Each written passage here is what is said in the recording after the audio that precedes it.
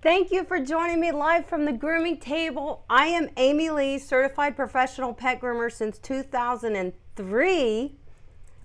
But it is absolutely my pleasure to share with you the secrets of the pet grooming industry so you can provide the same level of quality care to your beloved pets at home as I provide to my client pets right here in my grooming salon.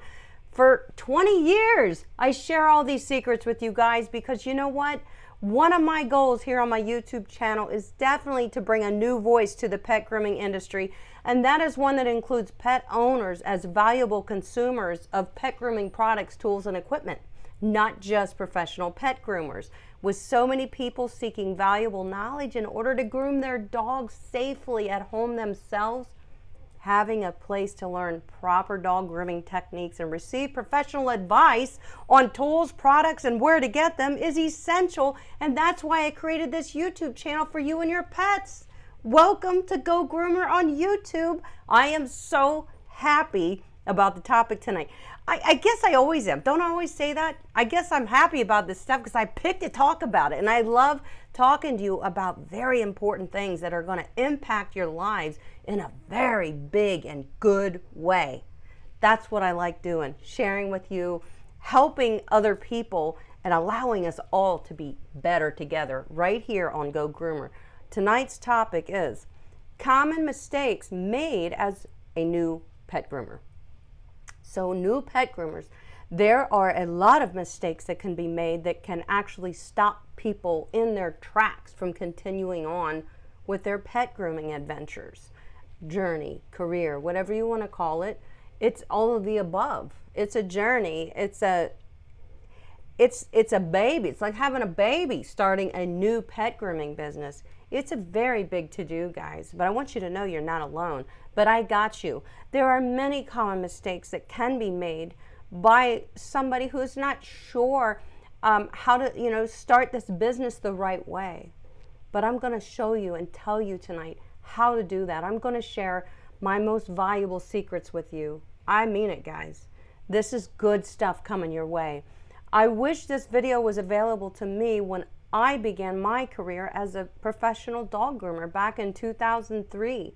I wish something like this was available to me and a community like this, like you. I wish that was available to me. What happened to my camera? Oh boy. We're trying a new camera tonight, guys, and I'm not sure that I like it. Oh, it's weird. It's so weird. Let me just try that. I don't like it. I'm going to like it, but maybe not for live streaming. We'll see. So back to it, guys. I'm talking about some important stuff here, right here to you tonight.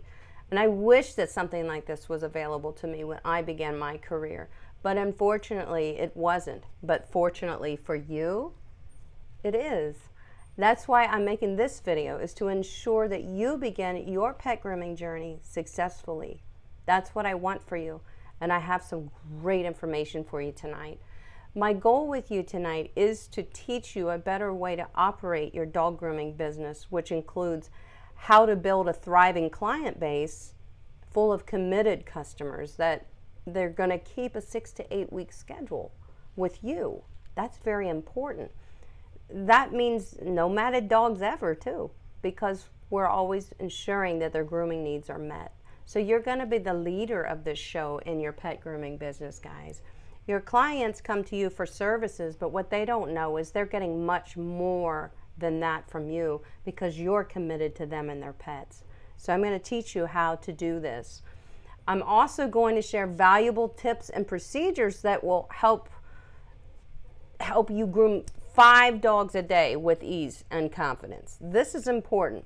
Gonna share these valuable secrets with you so you can groom 5 dogs a day with confidence. And that's a decent income for a pet groomer, and it's also a lot of work. But you can do it if you follow my lead. So, I just don't like the way this is sitting. Oh my gosh. What is going on? I think this has to do with my broadcast system. Oh, this is terrible. I'll tell you what we're going to do. I think I know what's going on. Hold on. Let me reel this camera in a little bit. How do I do this? I don't remember. It has hand gestures. Oh, this. Oh, maybe I was making hand movements. That's probably what I did. I'm known to do that. Okay, let's follow that. It's going to follow me, I think. There. Okay.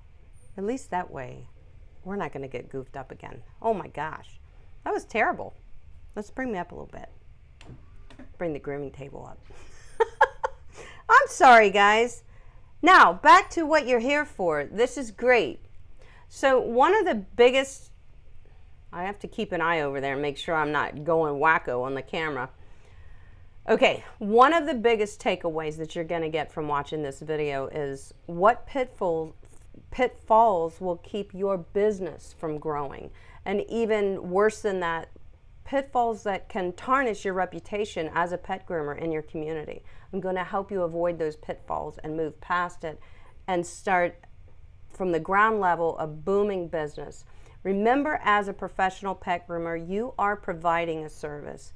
And I want you to build a name for yourself and turn your clients into not only customers, but fans of your services. That's a very successful business right there, when you have not only clients, but fans of the services that you provide. That means they think you're a rock star, and you're going to be a rock star. All of this can be achieved by avoiding these common mistakes made by you as a new dog groomer. I want you to take notes tonight, guys. Seriously, or just know that this is going to be on the replay and you can go back to it. This information tonight is really going to help you. Seriously. So I'm excited for that. So go ahead, prepare to take your notes. You get your notebooks out and your pens. I'll wait. I'll wait. Hopefully that didn't freak out my camera. Oh, no. Oh my God, this camera. I want to zoom out. How do I do that? Yes. Stay there. Can I make it stay? Hold on. How can I?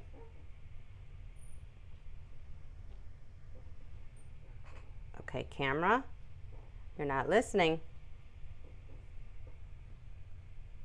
Okay, I guess that'll work. I played around with this thing before we went live, and I'm not sure I like it.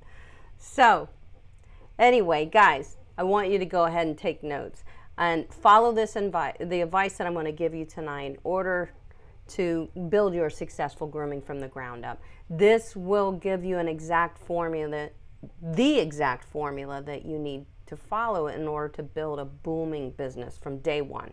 That's what we're doing tonight. Are you ready?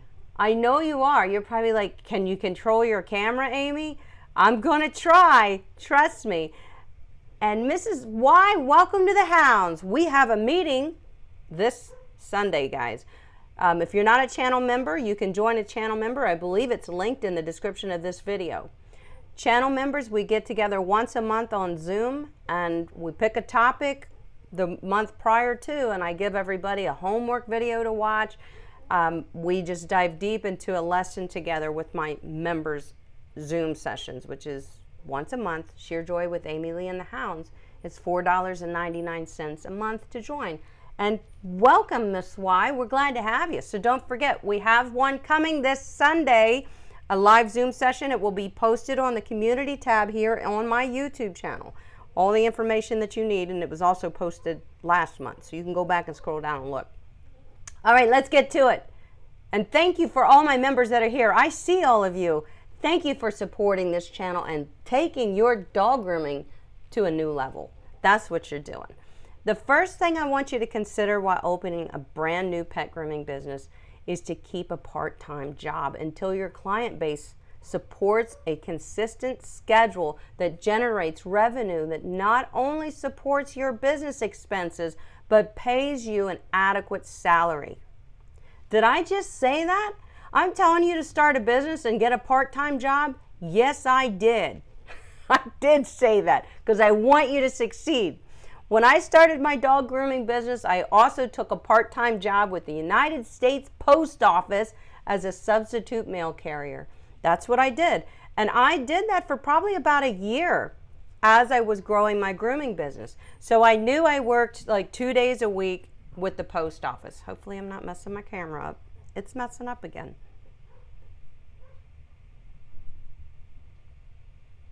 Oh, back off. This thing. Stop. Can you stop? Is it going to stop? I don't know. This is ridiculous. All right. So I started that pet grooming business, or that job at the post office. It was about 2 days a week. It paid me very well. That's why I chose that job. It paid at the time, and we're talking 2003. So at the time it paid me, I think it was over $15 an hour. So it was good money. It was hard work, but it was something I could count on, and that was important. While I could then schedule my dogs, say to start with, I scheduled them on 3 days a week. Those were the days that I had to work with and schedule dogs. I knew I had to work at the post office every Thursday and Saturday, I think it was. So that's how I supplemented my income when I was beginning grooming. And I really want you guys to understand that that is something very important that you should definitely consider when you're starting a pet grooming business, because that part-time job is going to guarantee you so much money, and you need that. You really need a guarantee as you're building a client base. So the next thing that you must be certain to do is to purchase the right products, tools, and equipment that will set every grooming session up for success. Okay, this is important. One of the biggest mistakes made by beginner groomers is buying tools they don't need or they don't know how to properly use. And that's typical, but that's a mistake, and I want you to avoid it. This could put the pets that you groom at risk, and also waste money needed to properly grow your business, which will not allow you to quit that part-time job at the post office. So we have to be smart, okay? I want you to be certain to purchase. The first thing you need to purchase if you're going to professionally groom dogs is a hydraulic or an electric dog grooming table before you buy anything other than brushes, combs, shampoo, conditioner, shears, clippers, blades, and nail trimmers. Those are your basic tools. You can groom dogs, any dog, with those tools. Any type of dog, double coat, a dog that requires a haircut, you can groom any dog with those tools, but you must have a dog grooming table, a hydraulic table or an electronic table. Electric, meaning it moves up and down. I have one of each. The one I'm sitting at right now is an electric table, and the one behind me is a hydraulic table. And you can get away with one, that's fine, but you must have it. It's important. When you purchase that dog grooming table, be certain to buy a safe dog grooming loop such as the Groomer's Helper. This will ensure that your pets are safe on the grooming table. It's very important, especially as a beginner. You're still learning the behaviors of dogs as you work with them. Okay, I'm still here. Whew. This camera will not be the camera next time, I promise. It's not going to be used for live streaming. It's too smart. It thinks that I'm talking to it when I wave my hands in the air. I'm talking to you guys. So I want you to make sure that you get a safe and proper harnessing system for your dog on the table. I've linked the Groomer's Helper below in the description of this video. I've linked it for you, and it is very essential as a beginner pet groomer, guys, to safely harness your dogs on the table. Remember, you are building a business that people want to do business with. That's very, very important. I gotta keep checking my camera because I know it's gonna get goofy on me. Be sure to master, this is important. Listen to me, guys, bring it in, bring it in. Be sure to master your basic dog grooming tools before you consider adding new tools to your current grooming routine. And that takes time to master your basic dog grooming tools. What are your basic dog grooming tools?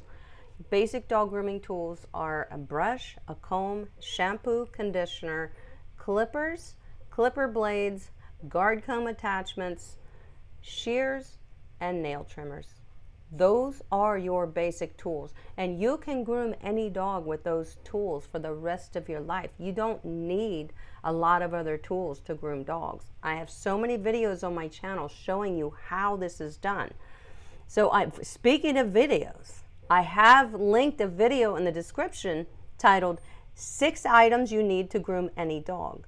Please go watch that after this video so you know exactly what tools you need and what tools you don't need as a beginner pet groomer. And that video is very helpful. So that's linked in the description of this so that you can watch it later. But right now, you mind. Stay here. I'm not done giving it all to you tonight. So, by the way, you can groom any dog breed with minimal tools effectively. Absolutely. Minimal tools, you can groom any dog breed effectively. I promise. I strongly encourage groomers to stick with basic tools. I pretty much do all the time too. Those tools, you don't forget your hands and your fingers are tools too, and they are often used in grooming. Trust me. Dog grooming techniques and methods are the true tricks of the trade. That is what you're going to become better at. Dog grooming techniques and methods. They are the true tricks of the trade, and you will become capable of producing quality work as your skills improve. So don't worry, it's coming for you. You got to keep grooming them dogs. That's what it takes, experience. Take the time to master your basic tools as a beginner. Those tools are your combs, your brushes, your shampoos, conditioners, your clippers, and your shears, and your nail trimmers. Take the time to master those tools first, guys. Trust me. When I say master, I mean you should be able to properly de-shed any double-coated dog with only a brush, comb, conditioner, and a force dryer. I forgot to say force dryer. That's essential. You need a force dryer. Yes, you can totally effectively groom a double-coated dog with a brush, comb, conditioner, and a force dryer. I've linked another video in the description below showing you exactly how to do that. It's a good one. Please watch that video. It will become your Bible for grooming any shedding dog breed. And it's there for you for free on YouTube. By yours truly. Because I love you that much. No, I love the video that I've linked in the description for you on de-shedding dogs or working with any shedding breed. Please go watch it when you have time. It is the way to handle double-coated dogs. Do I still have your attention? I can't raise my hands because the camera gets confused. Do I still have your attention? Do you want to know one of the biggest mistakes that you may be making as a new pet groomer? Yes, you do. That's why you're here. So I'm going to tell you. If you don't follow specific dog grooming steps in order, you could be wasting precious time and possibly skip a step and have to go back to it later in the grooming session. So you're really going to mess yourself up. It's very important to follow specific steps to the groom in order every time. Trust me. You want to create good grooming habits from day one, and staying on track is crucial to enable you to groom multiple dogs a day. It's very important.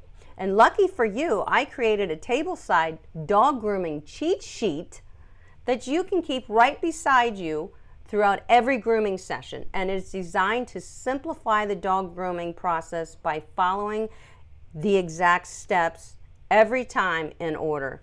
I linked it in the description below. It is a 4x9 laminated cardstock guide priced at $14.99. This is my guide I made for you guys. Hopefully this is not going to freak the camera out. But it is my 11 steps to groom any dog. And on the back is the detailed description of clipper work. This camera is awful for live streaming. I am sorry. It's going bye-bye. So that is what my tableside teacher cheat sheet is. It's something that you can keep, because it's laminated, it's on heavy cardstock. So you can keep it right beside you, whether you're near the tub, you're doing nails, you're doing ears, you get to trimming your dog, get them back on the table, you're drying them. It's all on here. And that is linked in the description below, guys. You may feel free to go purchase that for $14.99. If you're a beginner, you would definitely be wise to do so. Here we go again. Get away from me. Back up, back up. Oh. Why? Okay, I'm gonna tell it to stop. Stay, okay. I don't think it's gonna stay. Every time I move my hands, and I can't not talk with my hands. You guys know me so well. So, the cheat sheet is there for you in the description. You can keep it right beside you throughout the dog grooming session, every dog grooming session. And it's designed to simplify the dog grooming process by following the exact steps every time. Creating repetition. That's what it does. Follow me. Creating repetition. This is probably turning out to be quite entertaining because I am just blown away by this camera messing up our live stream. But creating repetition is really, really important when we're grooming dogs. Once you do things in the same order all the time, it becomes a non-thinking issue, and that is how you are going to gain speed in your grooming sessions. And you don't ever want to rush. So don't mistake the words gain speed for you need to rush. You don't rush the dog grooming process. Gaining speed comes natural as it becomes repetition for you. And it will, guys. Ask any groomer in this chat right now. Does grooming become repetitious for you? If you're a groomer in this chat, and I know many of you are, type in, yes, grooming becomes repetitious the more you do it, or no, it does not. Because I really want my beginner pet groomers to understand that, because pet grooming is overwhelming in the beginning. You're not only trying to run a business, you're trying to remember how to groom dogs, what the steps are to groom them. There's many steps to grooming dogs. Some dogs require, what? Some dogs require more steps than others to groom. So it's important to know that you are going to become repetitious in your grooming, and that will make you faster.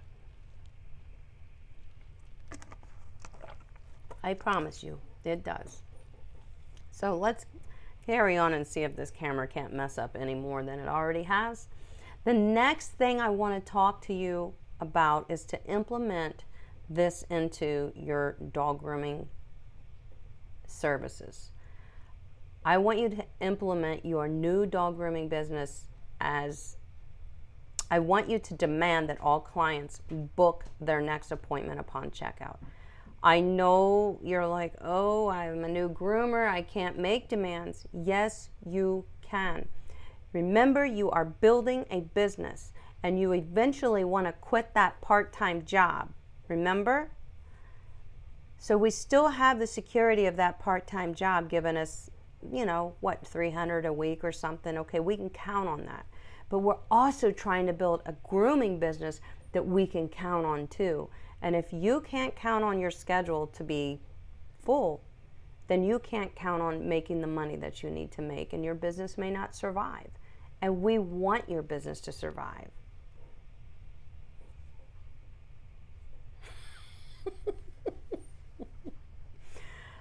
Oh, camera. Okay. I don't like you. All right. I talk too much with my hands. That's the problem. I can't use a camera like this because I talk with my hands. And now I'm feeling like I got to keep my hands on the table. And I think that's going to really be hard for me to do while I'm talking to you. But I'm going to try. So, yes, guys, I want you to demand that all clients book their next appointment upon checkout. I recommend only accepting clients who book within 6 to 8 weeks, a 6 to 8 week time frame, and explain to them that this is your strict policy. This is your policy.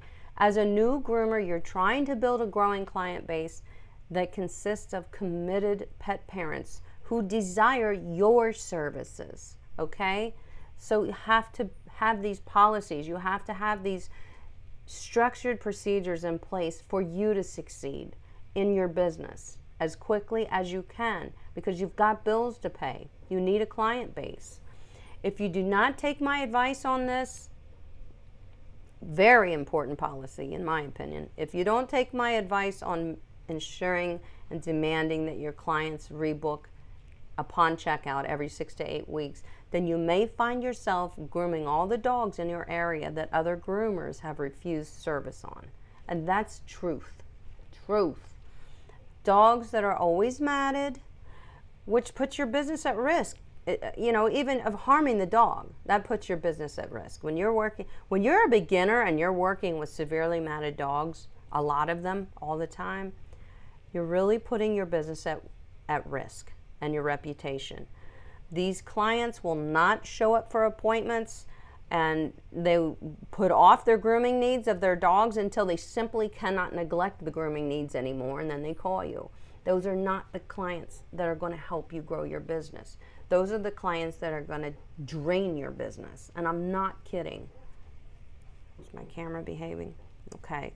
I'm not kidding. And I'm telling you this from experience, guys. This is stuff that I have experienced, and then I've quickly had to nip it in the bud. I quickly learned when to say no early in my grooming career to ensure any dog on my grooming schedule would prove to be an attainable grooming session for both me and the dog. By doing that, I eliminated these grooms. I did not accept these grooms that were going to push my business down instead of lift it up. Okay, and I really want you to think about that. As a new groomer, you will be faced with all new clients. All of your clients are going to be new clients. So as a new groomer, you're faced with all new clients. So you will not know the condition or the history of the dogs when you book them. When you book that first appointment, you won't know. So this is what I want you to do. I created a new client screening program. Okay, I created this, and you are going to learn it. You get to learn it for free. I created this new client screening program that will ensure that you can have a good working relationship with all the dogs before you groom them. That's important. Since I created an entire video on my new client screening program, I'm not going to go into deep detail about it here tonight. I'm not going to go down into all those. I created a whole live stream about it, guys. So I want you to go watch that, and I'm inviting you to go watch that video after you watch this video, because it will help you. And that is linked in the description below, my new client screening process. And if you're new to grooming, I want you to implement this. If you're not new to grooming, but you're having trouble with clients, I want you to implement this new client screening program. I want you to do that. It's linked in the description below. It's a video, explains everything. And you're going to need a notebook for that one too. So yeah, hey, these are things that are going to help you. All the advice that I'm giving you today should be strongly considered if you plan to open a dog grooming business, or if you plan to work with dogs in any way at all. You should consider the advice that I'm giving you tonight and think about it and see if you can do this. You can do it. I promise you. I did it. A couple of last minute thoughts that I have for you on this topic here tonight of common mistakes that you may make as a new groomer. Oh, my camera's chasing me. It's kind of creepy. Okay. Okay, a couple of other things that I want you guys to think about and I want you to know is never undercharge for your services, even as a beginner. I don't want you to sell yourself short and work harder because you're newer. No, you're working so hard. In fact, you're probably working harder as a beginner than an experienced seasoned groomer would work, because it's mindless to us. It's still hard work physically. I'll never take that away from dog groomers. Dog grooming is hard work. It always will be. From the day you start to the day you stop grooming dogs, it is hard work. But don't undercharge just because you're a beginner, okay? Do not claim to be an expert on trims that you're unfamiliar with. This is another important thing I want you to remember, and I'm going to tell you how you can still groom those dogs. You just don't have to claim to be an expert on all dog breed trims. So, sure, you can accept clients with dog breeds that you're unfamiliar with when like you're not familiar with putting patterns on a, the pattern set on a Cocker Spaniel, or the pattern set on a Dandy Dinmont Terrier. Maybe this is a breed that you've never worked with, and maybe you only worked with it one time in your life. That's possible. But you can still groom the dog. If you have been taught basic dog grooming from an actual certified course, you can definitely groom any dog. Okay, so listen up. So don't think that you can't take dog breeds on as clients if you've never groomed an Airedale before, or you've never, set the pattern on something, very odd, just not common in your area, has a specific breed trim. Like, to say a Bedlington Terrier, that is not something a lot of people are going to come across, depending on where you live, too often. But you will get that client that calls you up and says, I have a Bedlington Terrier. Can I book an appointment with you? What you say is, of course, I groom all dog breeds, but I do want you to know, and this is where you be honest with the client. You say, I just want to be honest with you and tell you that I have never groomed a Bedlington before, but I am familiar with the basics of grooming a Bedlington. You can groom any dog, even if you've never groomed it before, guys. So it is impossible. It is absolutely impossible for you to experience grooming every breed of dog. I'm telling you, I don't think there's a single person on earth that can say, I've groomed every single breed of dog, because you haven't. That would be an untruth. It's impossible to experience grooming every breed of dog, and that is why every dog groomer should have one or both of these books to refer to as a guide. The first book I want you to have, I have it, is by Jody Murphy. Oh, we got a smarty camera here. Hold on, let me tell him to stop. See if he will. So this is Dog Grooming Simplified. It is a fantastic reference to all breeds in the AKC. Now, there's always going to be breeds that are not in the AKC that you are going to need to learn, and there's always websites too, and there's other books. But this book is fantastic. It is by Jody Murphy. I've had it for years, and I suggest that everybody have Dog Grooming Simplified. I have linked it in the description below for you. Yes, I have. For you to purchase on Amazon if you would like, and I really suggest you do so. The second book is Notes from the Grooming Table by Melissa Verplank, and Notes from the Grooming Table is extremely helpful. Why am I telling you guys to have these books, even if you took your basic dog grooming course? Why am I telling you to? Because these are your reference for those breeds that you will never groom but once in a blue moon. Okay? We know how to groom. We just need to know where to set the pattern, okay, on a Lakeland Terrier or whatever it be. We need to know that. We need to know how to handle the coat, how to approach the coat, proper coat care before we trim certain breeds.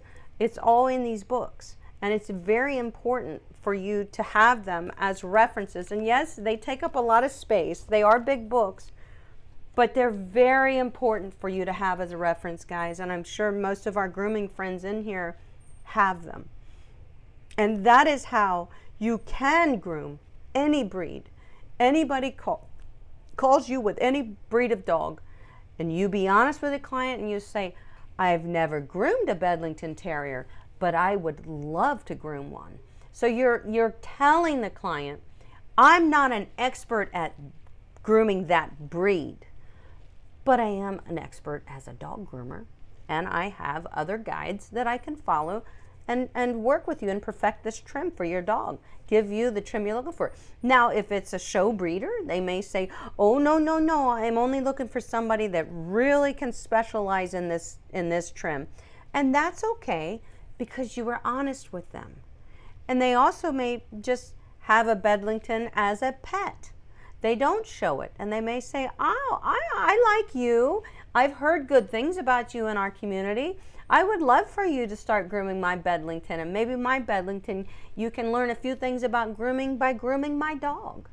And you can perfect the trim. And sometimes the clients know a little bit about the trim if they're a show breeder. They will probably know a lot about the trim, and they can help you and give you pointers. Most pet clients won't know the real breed standards, you know, to tell you how to groom their dog. They may think they know, but they probably don't know. But hey, entertain it. So what I'm saying to you guys, why I'm bringing this up, is because I want you to just be honest with the clients and say, I've never groomed a Russian Terrier, but boy, would I love to. And if you give me the chance, you know, I would love to work with your dog. And say, you know, I have references and guides that I can refer to, you know, figure out, you know, exactly where to place this pattern set, exactly how the head is supposed to be trimmed, the ears, the brows, the muzzle, all of it. You know, say I do have references for that. I'm just not experienced with this breed. So, you know, it's not a showstopper for you to somebody to call you with a breed that you're unfamiliar with. I've had it happen to me, and they were very willing to work with me because they liked me. And they met me and they liked my rapport with their dog, and they said, yeah, let's do this. And I was so grateful to them, and I said, you are allowing me to perfect my grooming skills even further by giving me the opportunity to work with your dog. Now, should you charge less for that? No. I mean, you're not doing a hand strip. Hand stripping is always more. But we're just talking about a pet trim for a Bedlington, which is still a show trim. It could be modified.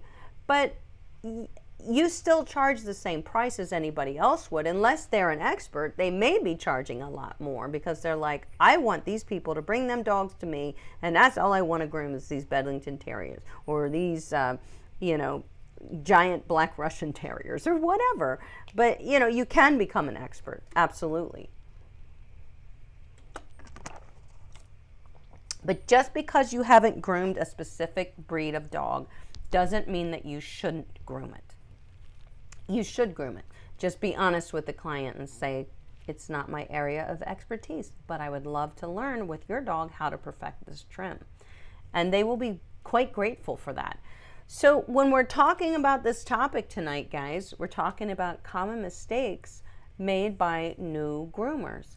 I'm going to run through it real quick, real fast, and I want you to take notes or go back and rewatch this. The first thing that you do is you get a grooming table, not a portable table. A hydraulic or an electric grooming table, you need it. It is going to set you and the pets you groom up for success. It's very important. It keeps them safe. It keeps you safe. How are you going to get a big dog up on a portable grooming table that doesn't move? And is that safe for the dog? No. When I'm working with a lot of these large breeds, half the time the table's only that far from the ground. Imagine if my table was at a fixed height of that. It wouldn't even be comfortable for me to groom the dog. Spend the money on a hydraulic or electric grooming table. It's a write-off. It's your business. Write it off. You got to work that part-time job for a while until you can justify having enough of a steady, committable client base. Committable means they are going to be coming back to you because you demanded them to. Remember, you said, I will groom your dog, but all of my dogs must be on a 6 to 8 week schedule. Is that something you're looking for in a pet grooming service? You say that to them. And if they say yes, absolutely, then they are going to become one of your VIP clients. All of your clients are going to be VIP clients because you treat them like they are. They are very important clients, every single one of them. But you're trying to build a business surrounded by people who are committed to having their pets groomed. That's very important. So how do you do that? Again, you say, I'm willing to take your dog on as a client, but I need to have them booked on my schedule every 6 to 8 weeks, or I will not be able to commit to future grooms with your dog. Okay, if they balk at it, it's because they don't value pet grooming. They want to call you when they can't stand to look at their poor dog anymore, and that's pretty bad. But it's the truth. I've seen it. I'm being honest. Now, because you're a pet groomer, does that mean you have to groom all these dogs that, you know, the owner didn't see fit to see to their grooming needs until they were matted or in bad shape or had feces sticking to their hair or whatever? You know, they can't walk because they got mats in their feet, that hair grows out so long, their toenails are curled up. That is not the kind of client that is going to come back to you and help you build your business. You're trying to build a business, and I'm sorry, you're going to have to say no to those people. And maybe you can change their mind. That's even better, because every dog should be groomed at least every 6 to 8 weeks. And I say at least. Some dogs should be groomed every 4 weeks. We all know they all need a good bath, condition, and brush out at least every 21 days. That's 3 weeks. So now are we pushing them off for 8 weeks that they're never going to get a good bath, condition, and brush out or a haircut in 8 weeks? That's waiting too long. It's waiting for the skin and coat to start get angry. You know, you're going to get, you know, what's called allergies. They have allergies. No, it's just the uncared for skin. If you didn't bathe or do anything with your skin or brush your skin or wash your skin, exfoliate your skin for 8 weeks, you're going to have sores. I guarantee you're going to have sores if you didn't do that. And it's the same with them, guys. And we just have to lead our pet clients to making better decisions, because we are the leader.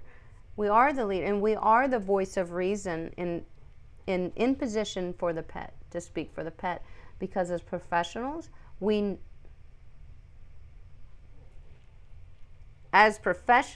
know what the dogs need.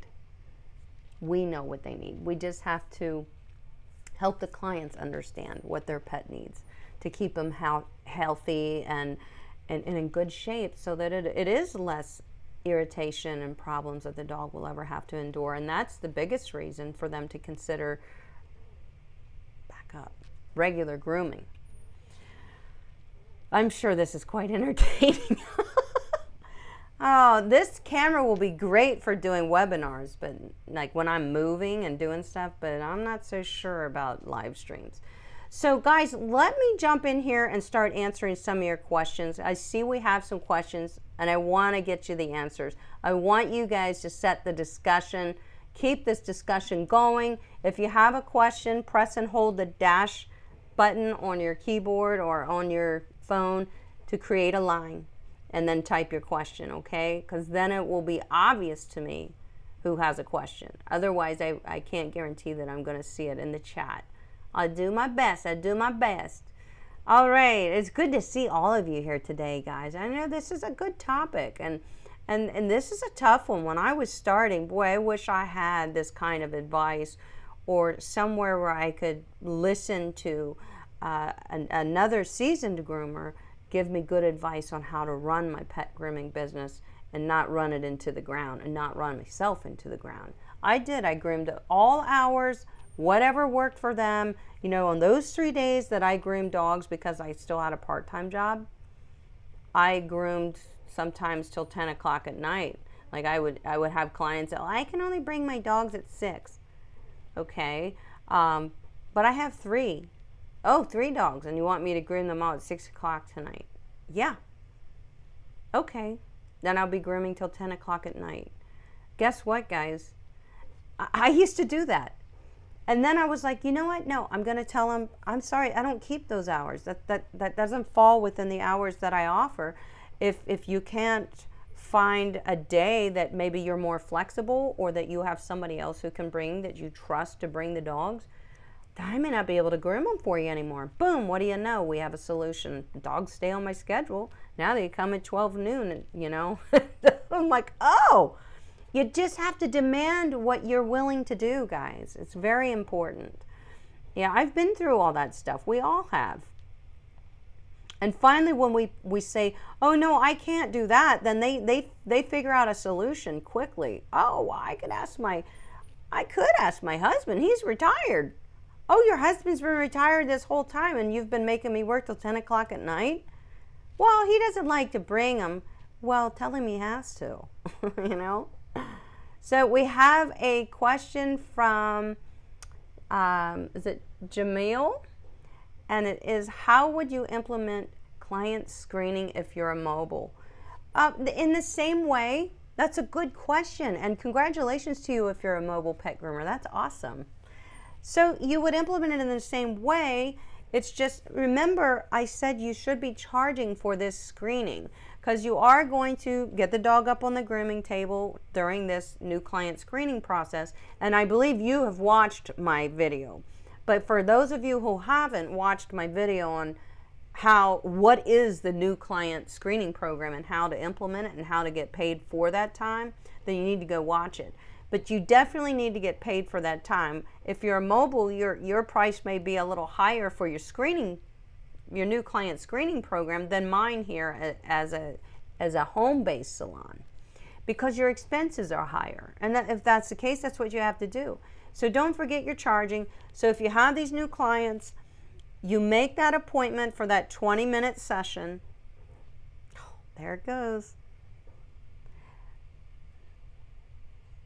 Get back. You make the appointment for that 20-minute session, okay? And you charge for it. You're going to brush the dog. You're going to get him up on the table. You're going to trim the nails. See how the dog behaves with that. Often that's something that if a dog is going to have problems with something, it's having their feet trimmed or their nails trimmed, or just having their feet handled. So that's going to tell you if this is a workable dog. Getting the dog up on the table. Can you get the dog up on the table? This is what you're doing in that new client screening process. It's telling you if you'll be able to work with this dog. It's telling you if you and the dog can have a good working relationship together.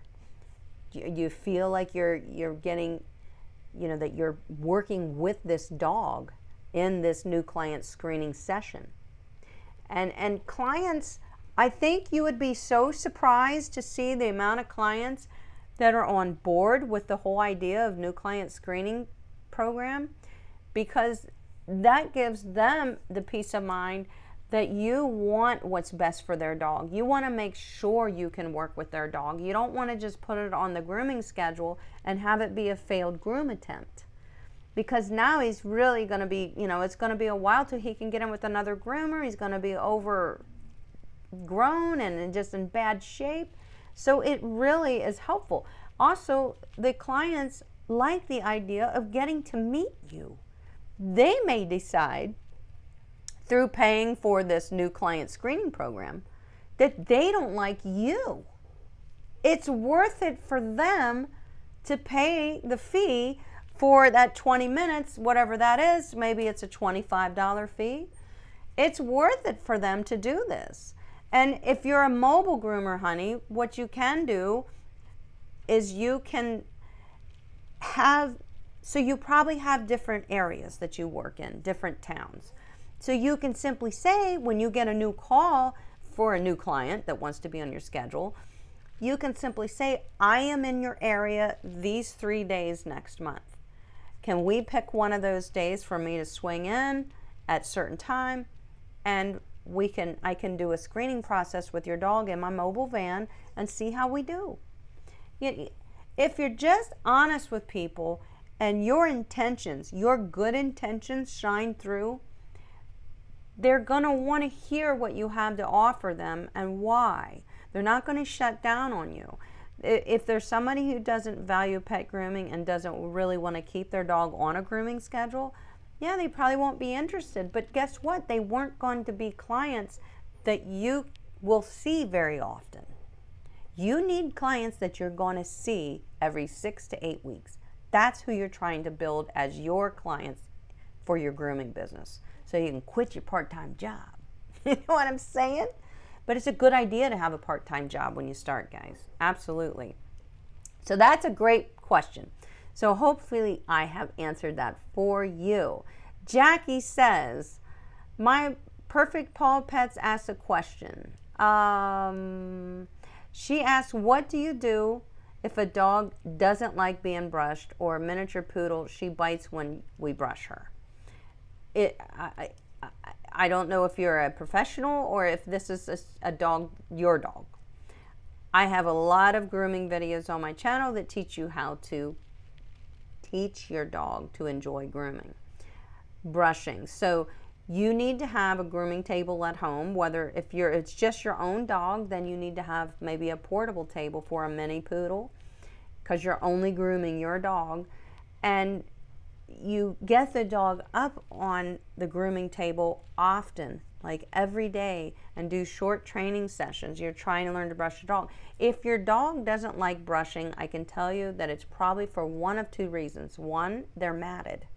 Brushing pulls the mats, especially if you're an inexperienced brusher. So I can brush a matted dog without hurting it. Somebody without experience may not be able to brush them without hurting them, because the mats are pulling on the skin. So that's nothing I can show you in a live stream how to brush your poodle, but I would say if your poodle is having trouble being brushed, it's one, because they're matted, or number two, because your brushing techniques are not correct. So I always tell you guys, when you're brushing a dog, you're not brushing a dog like this. There's finesse. The brush is in your hand. You're brushing it, okay? You're allowing a little bit of give in this whole process. So it's not something that you're born able to do the first time you try to do it. There is actually skill in brushing a dog. So you need to practice brushing your dog. Oftentimes I will say try a different brush, but I will tell you, if it's a mini poodle, I would not suggest trying a pin brush on a mini poodle. You're not going to remove the dead hair. The dead hair is what causes mats. So if all of my poodles, I like to use a slicker brush. It's a matter of you finding one that you work very well with and that is comfortable to you. So that's my answer to that. Yes, you need to have a space to work. You need to have a grooming table and secure the dog with a groomer's helper on the grooming table so that they feel secure and that they can't wiggle and roam off the table. You don't want that. So the grooming table, and practice your skills in short grooming sessions with the dog up there. You can retrain them to do it, but it may have something to do with the way you're brushing the dog, or if they're matted. And if that's the case, you can work through it. Honestly, we got a super chat, and I am ready to acknowledge that, from Ken McNeely. Says, I've paid $115 every 6 weeks for my Yorkie. Okay, paid $115 every 6 weeks for my Yorkie, and now I've just added 2 doodles. Wow, you're gonna have a grooming bill. Oh my goodness, but bless your heart, and good for you, congratulations. So doing it myself, I cannot thank you enough for the skills that you've taught me. God bless. I hope that you're having success grooming your dogs. Be patient. You are so getting saluted for that. I appreciate your super chat, and I appreciate your courage to groom your dogs and to improve your skills. Remember, you're always trying to improve your skills. If you take on the role of being your dog's groomer, you want to make sure that you're not just getting through a grooming session. You're going to improve upon every grooming session, and you're trying to improve. So you will take a look at what went wrong and say, after the grooming session is over, what can I do that could have made that go better? And research it, for the next 6 weeks till you groom your dog again. Whether you're watching videos on YouTube, you're reading books, you're in Facebook groups, whatever. Figure out what you could do to make that go better the next time. And then be excited for that next time to come around, so you can show yourself that you can improve with every grooming session. And you will, absolutely. Thank you for the super chat. I really appreciate that. And I'm very proud of you. I'm so glad. Doodles are a lot of work too, by the way. So I am scrolling through here looking for questions. I see, where were we? I just lost my place a little bit. It happens. Okay.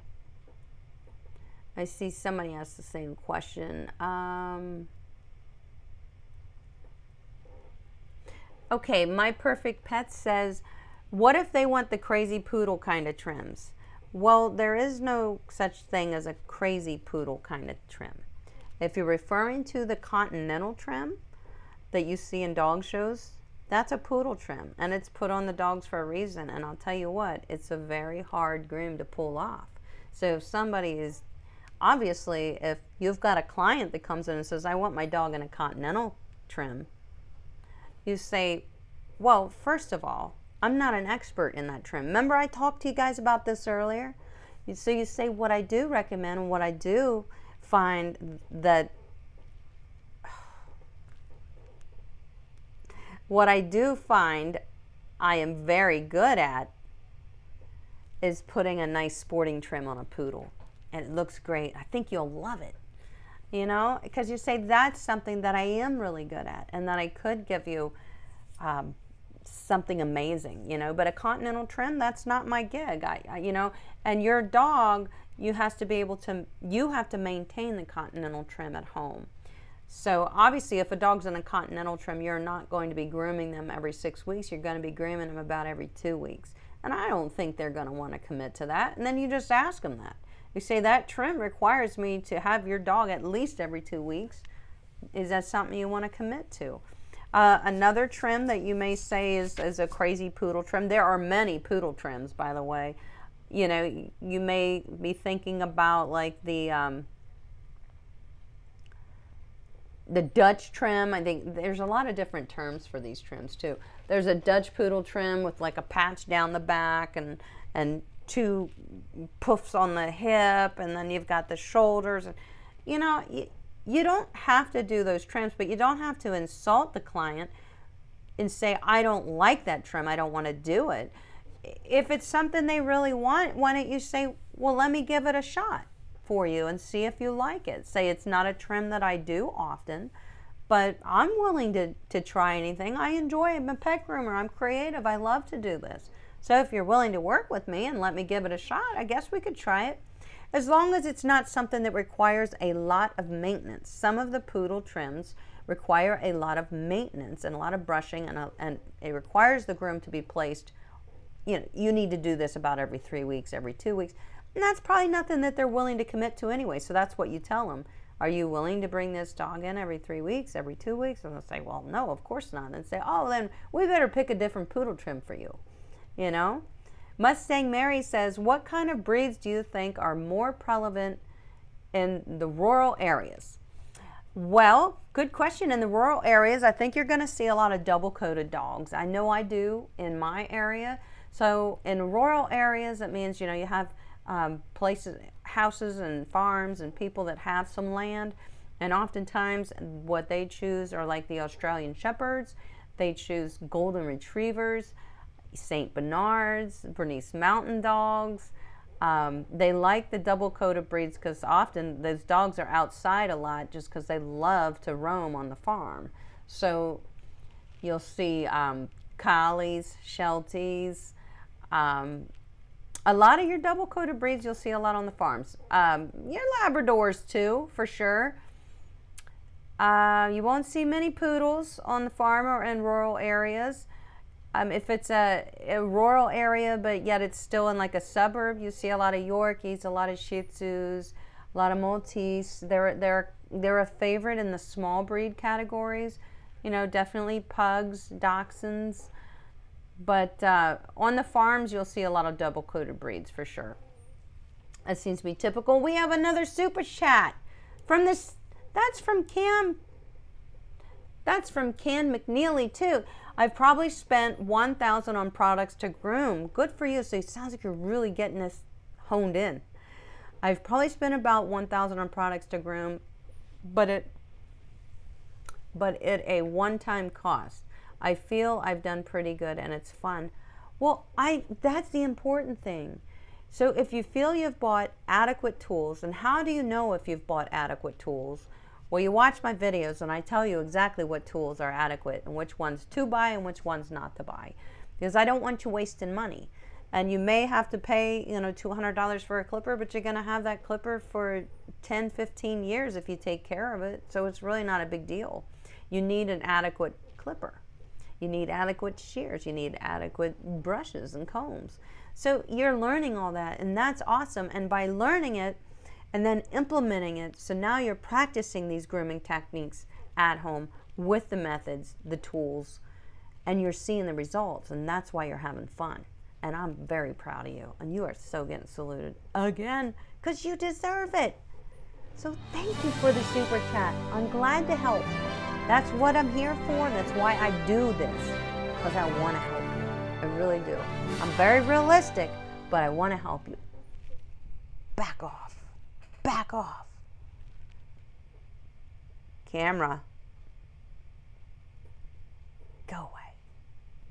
Oh. Yeah, get out. Go away. Go away. Oh, this camera is a pain in my butt. Thank you for that super chat. Let me scroll through these questions down here. I see here. I think I'm saying this right. Jamai, I'm not sure.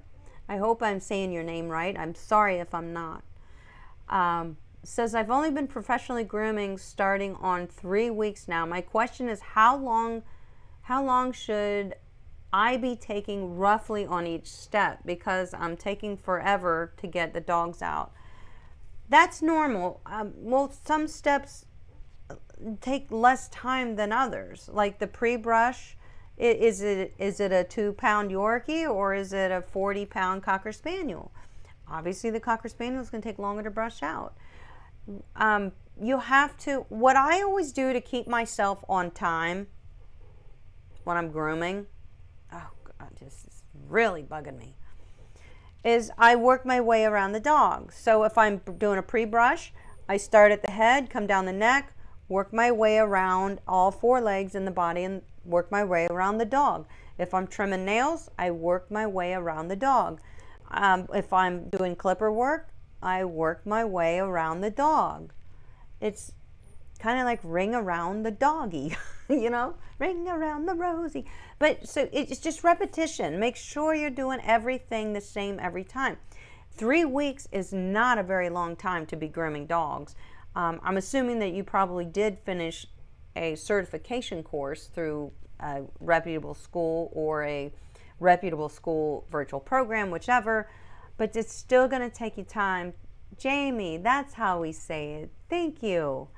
It's still going to take you time to build up that repetitious thing that I keep talking to you about. It's so important. And it really happens. When everything clicks, you don't have to think about it as hard when you're grooming dogs, because you have to focus, but you don't have to think, what am I going to do next? What am I doing next?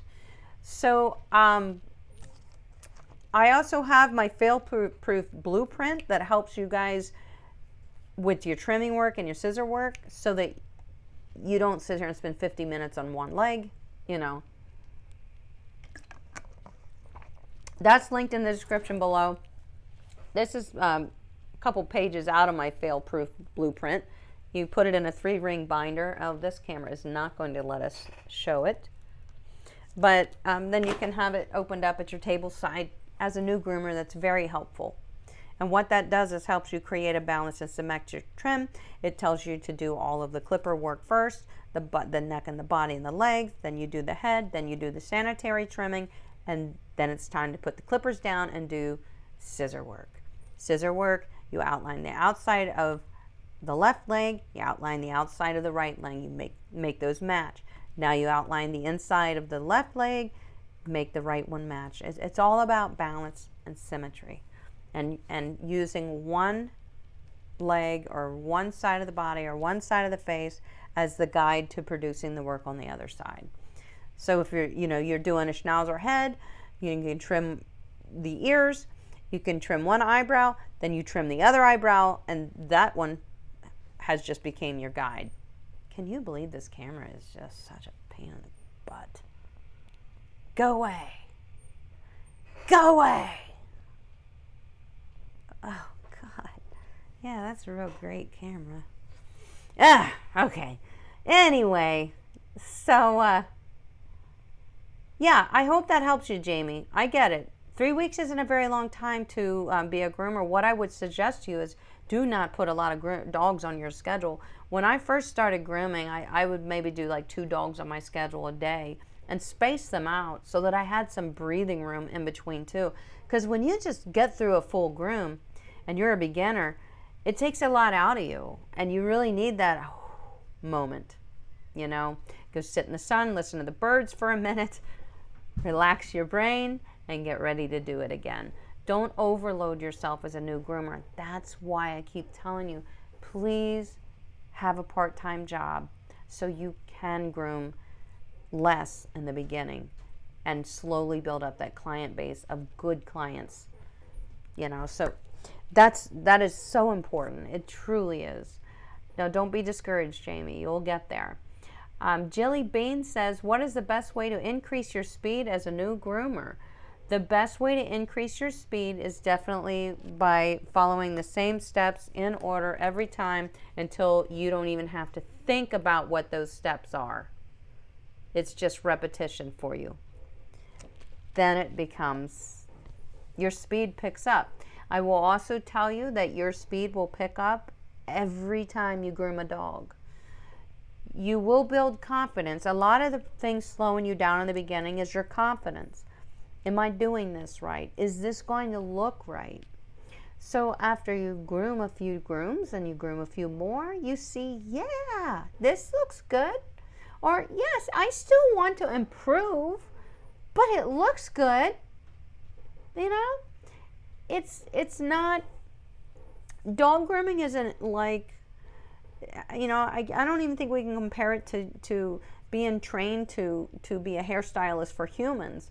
You know, I know they have certain methods that they do, and I don't know what they are. I'm not trained. I can't cut human hair properly. I can cut it, but not properly. You know, I think as dog groomers, we have to improvise a lot more in our grooming because, you know, sometimes we're grooming the whole body, not just the head. So go away. Go away.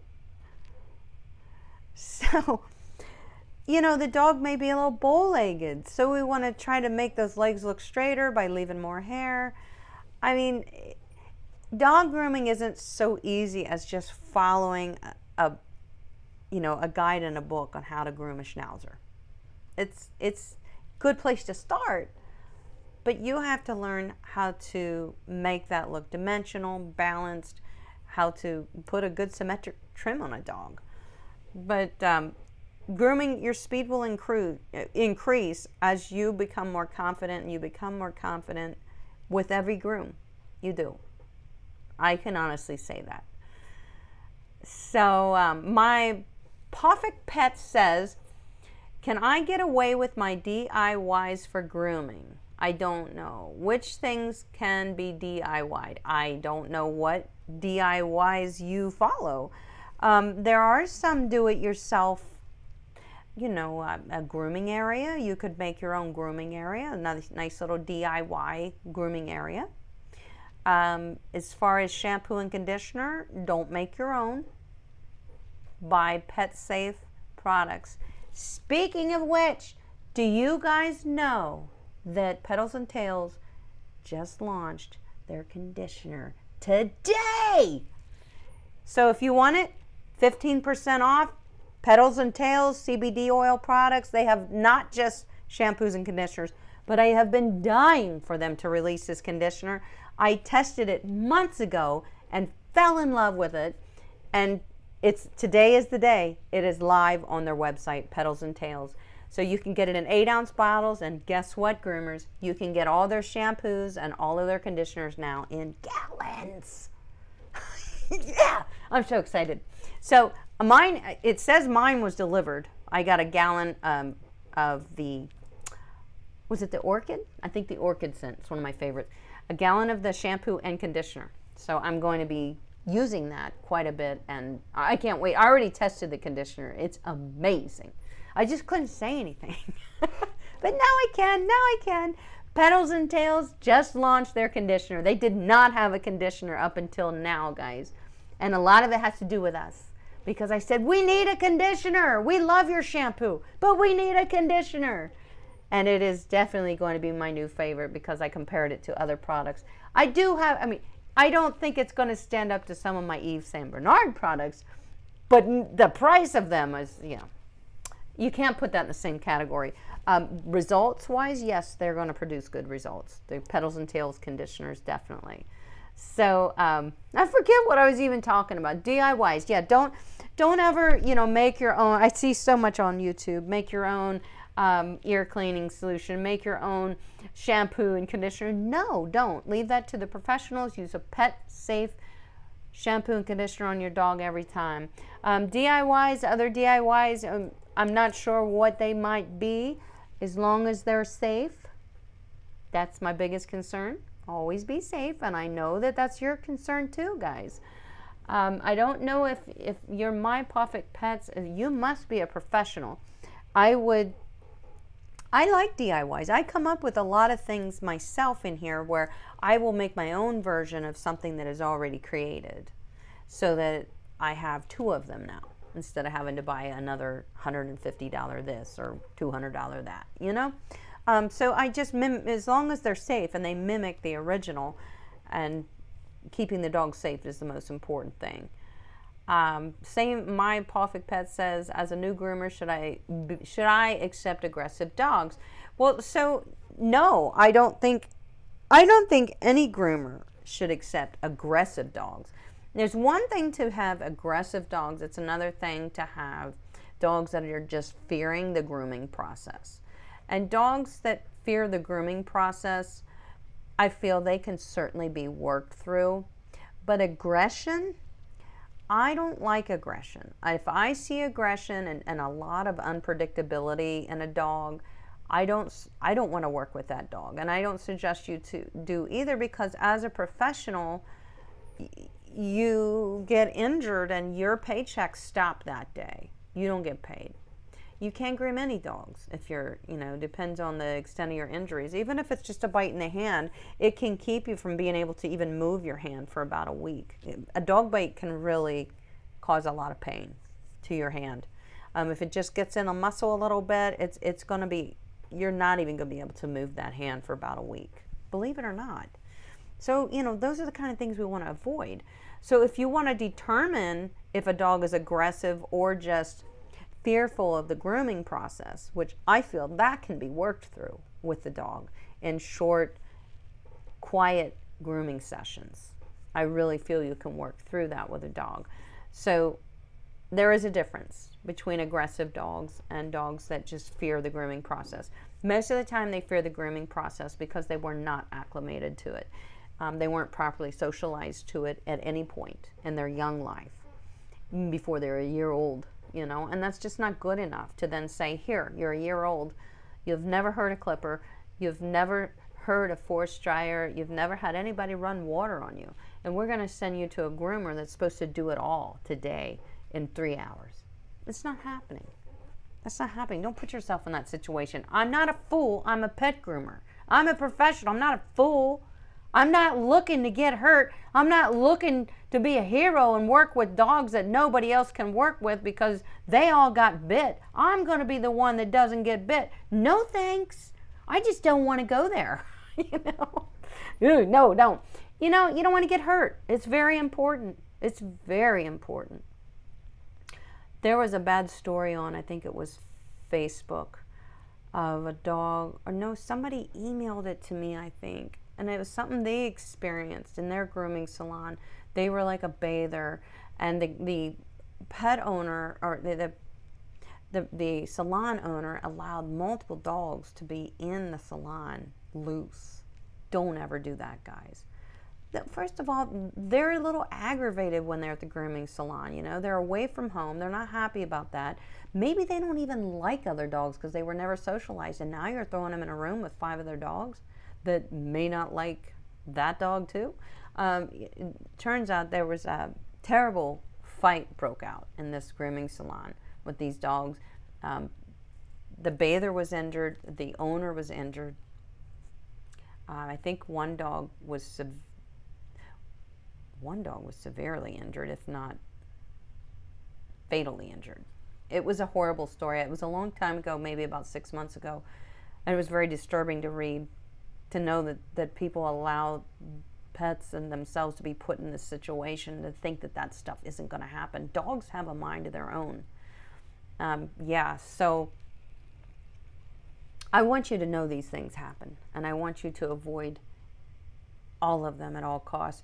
Always keep dogs separated. If you don't crate dogs, which I don't, you know, make sure that you have hooks on the wall for you to hook their leash onto, so they can't go any further than that.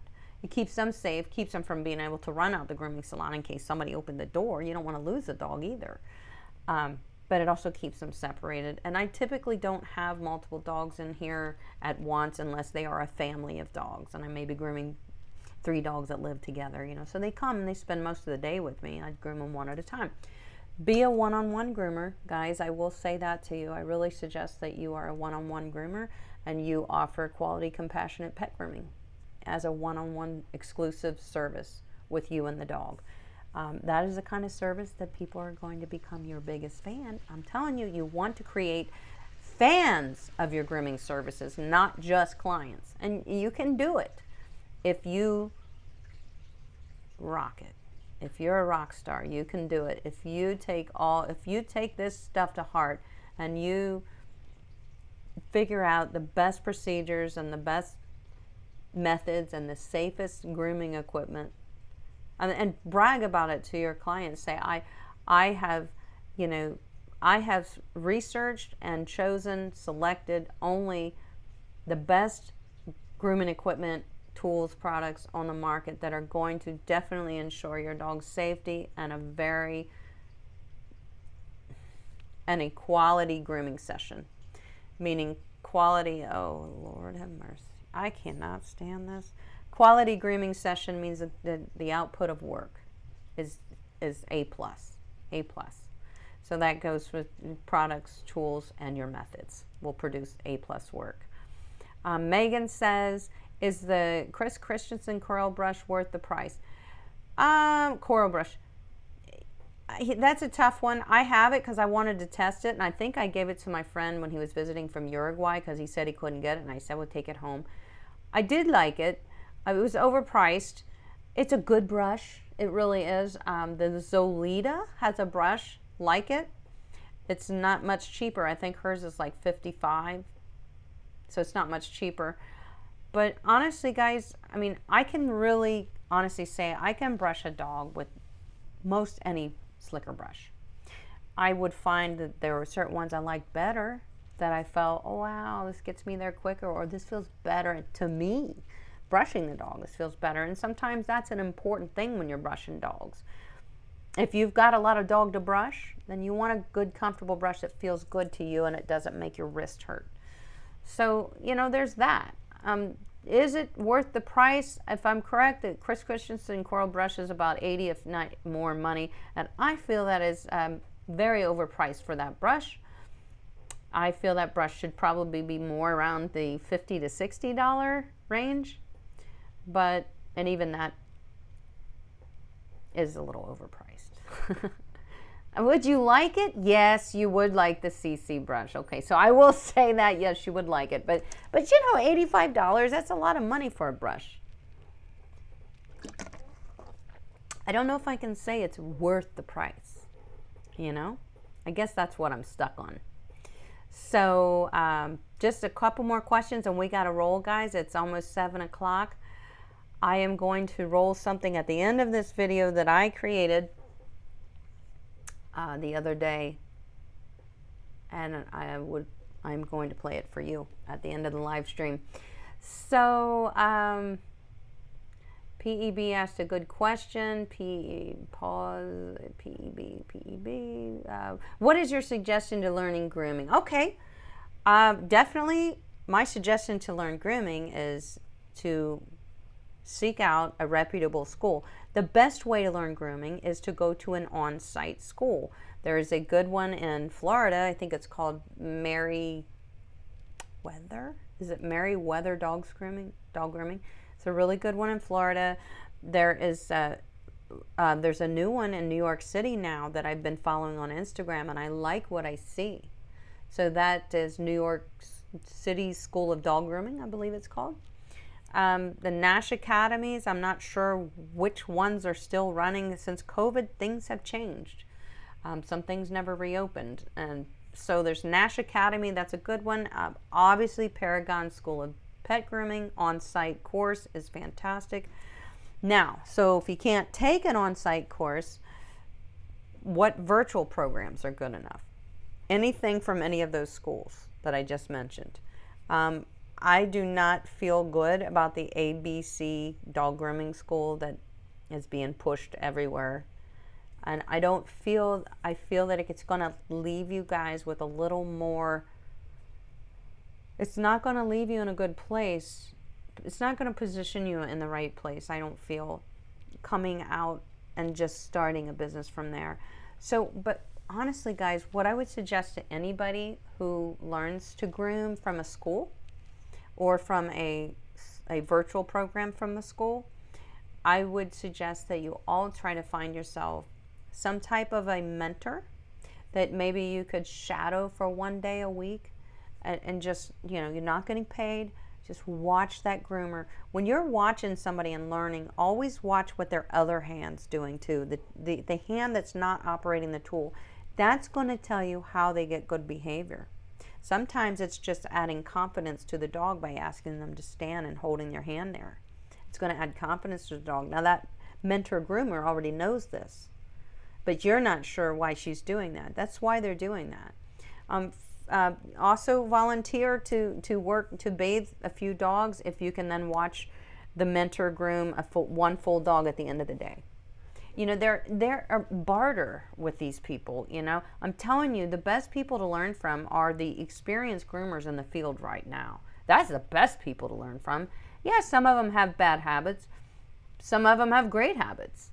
But they really are I feel like us more seasoned groomers should be the ones helping newer groomers get into the field and not slamming those doors in their face.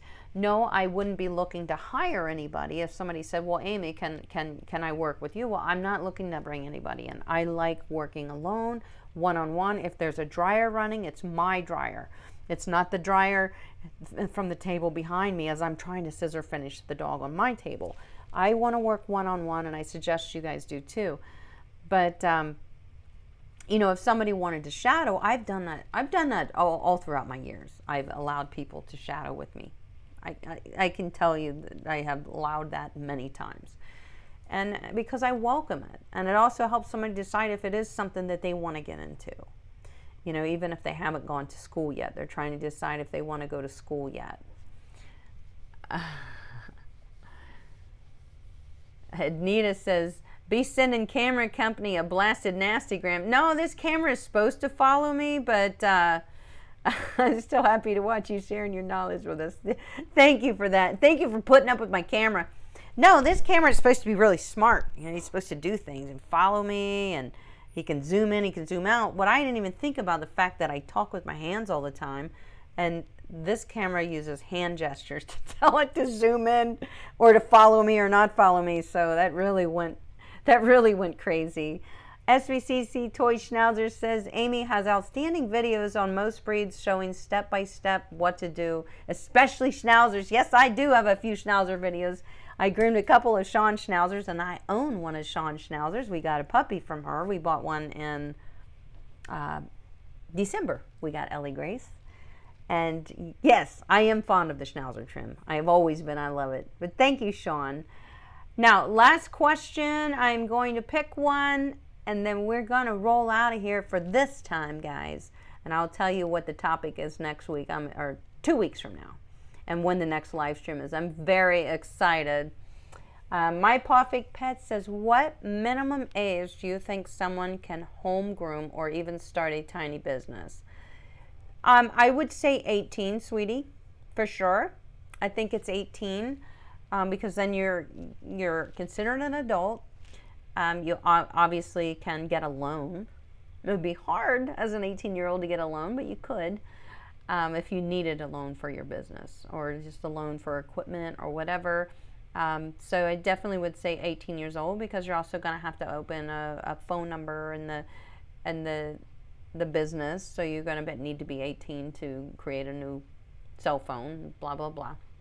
So I would say 18 is the magic number. The magic number.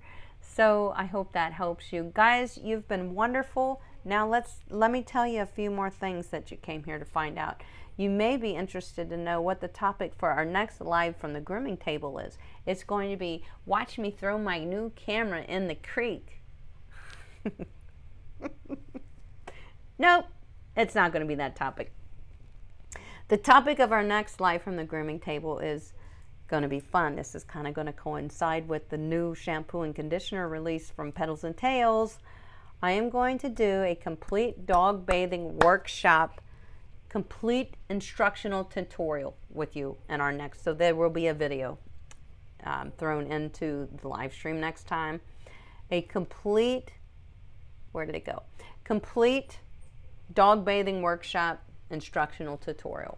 So this is important because you guys know I always tell you everything is in the coat prep. No matter what breed of dog you're going to be grooming, whether it's a double coat or if it's a dog that requires a haircut, it's all in the bath, the coat prep, bathing and conditioning. And there's so many things that we can do in the tub with the shampoo and conditioner that is preparing the coat to be easily brushed out, dry faster, all those things. I'm going to share all those secrets with you in a workshop demonstration in 2 weeks live from the grooming table, and I can't wait to see you for that. It is scheduled for April 10th at 5:30, so that's a Monday, April 10th at 5:30, and I can't wait to see you there. I want to thank each and every one of you for coming here tonight. I want to thank each and every one of you for wanting to learn more about dog grooming, and also for some of our pet groomers that are in here who just want to support other pet groomers, want to support people learning to groom, whether they're beginners or if they're people at home taking care of their own pets with their grooming needs. This group of people right here, you guys are absolutely fantastic, and you're one of the best groups on the World Wide Web. I just zoomed in at the right moment. I made it look impactful. But you're one of the best groups on the World Wide Web as far as how you support one another. I'm in a lot of different groups that I don't even go in anymore. Most of them I've just got myself out of because it's negative. It's negative, and it's condemning, and it's chest poking. And why? Why are we kicking each other in the gut instead of helping each other? There's no competition here. There's enough dogs to groom all over the world. There's plenty. We don't have to try to make ourselves feel better by making another groomer feel bad. So we don't do that here. That's why I love you guys, and I'm very proud of you. So I'm going to leave you tonight with a trailer that I made about pet food, and I hope you like it. It was fun to make. It really comes from my heart.